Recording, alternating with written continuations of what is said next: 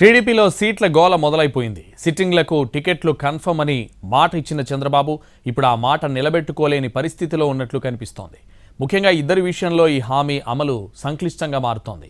వారిద్దరికీ చోటు కల్పించాలంటే మరొకరు ఎర్త్ పెట్టక తప్పని పరిస్థితి ఎదురవుతున్నట్టు సమాచారం. దీంతో ఎవరి గొంతు మీద కత్తి వేలాడుతోందనే చర్చ జరుగుతోంది.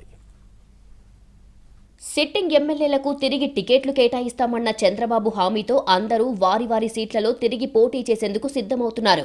కానీ రాజమండ్రి రూరల్ నుంచి గెలుపొందిన గోరంట్ల బుచ్చయ్య చౌదరి, విశాఖ నార్త్ సెగ్మెంట్ నుంచి గెలిచిన గంటా శ్రీనివాస సీట్లకు కూడా గ్యారంటీ లేకుండా పోయిందే. వారికి ఆ స్థానాలే ఇస్తారా లేక వేరే స్థానాలు కేటాయిస్తారా, అసలు టికెట్టే లేకుండా పోతుందా అనే చర్చ ప్రస్తుతం టీడీపీ వర్గాల్లో నడుస్తోంది. దీంతో వారి సీట్ల కేటాయింపుపై పార్టీ అధినాయకత్వం ఎలాంటి నిర్ణయం తీసుకుంటుందనేది ఆసక్తిగా మారింది. రాజమండ్రి రూరల్ స్థానాన్ని జనసేన ఆశించడమే కాకుండా అక్కడి నుంచి వచ్చే ఎన్నికల్లో కందుల దుర్గేష్ పోటీ చేస్తారని పవన్ కళ్యాణ్ ఇప్పటికే క్లారిటీ ఇచ్చేశారు. దీంతో గోరంట్ల శిబిరం డీలా పడిందే. దీనిపై వీలైనంత త్వరగా క్లారిటీ తీసుకోవాలని కోరుతున్నారు గోరంట్ల. వచ్చే ఎన్నికల్లో రాజమండ్రి రూరల్ నుంచే పోటీ చేస్తారని ధీమాగా చెప్తున్నా పరిస్థితులు ఎలా ఉంటాయో అన్న ఆందోళన ఆయన్ను వదలడం లేదు. దీంతో గోరంట్లకు సీటు ఉంటుందా లేక ఫట్టుమంటుందా అనే చర్చ జరుగుతోంది. గోరంట్లను రాజమండ్రి సిటీకి మారిస్తే ఎలా ఉంటుందా అన్న ఆలోచన కూడా చేస్తుందట టీడీపీ అధిష్టానం.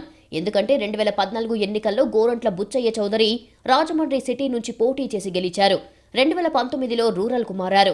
ఈ క్రమంలో వచ్చే ఎన్నికల్లో బుచ్చయ్యను తిరిగి రాజమండ్రి సిటీకి మార్చాలి అనే ఆలోచన కూడా ఉందట. ఇదే జరిగితే రాజమండ్రి సిటీ సిట్టింగ్ ఎమ్మెల్యేగా ఆదిరెడ్డి కుటుంబానికి టికెట్ ఎగిరిపోయే సూచనలు కనిపిస్తున్నాయి. వచ్చే ఎన్నికల్లో సిట్టింగ్ ఎమ్మెల్యేగా ఉన్న ఆదిరెడ్డి భవానీ కాకుండా ఆమె భర్త ఆదిరెడ్డి వాసు పోటీకి దిగబోతున్నారు.